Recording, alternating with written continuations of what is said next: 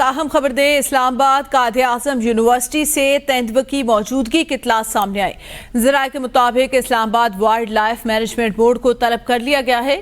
اسلام آباد wild life کی team موقع پر پہنچ گئی، تیندوے کی تلاش شروع کر دی گئی ہے۔ اہم خبر دیں آپ کو قائد اعظم یونیورسٹی سے، جہاں پہ تیندوے کی موجودگی کی اطلاع سامنے آئی ہیں۔ ذرائع کا یہ بتانا ہے اسلام آباد وائلڈ لائف مینجمنٹ بورڈ کو طلب کر لیا گیا اور اس وقت ٹیم وہ تیندوے کی تلاش اس نے شروع کر دی ہے۔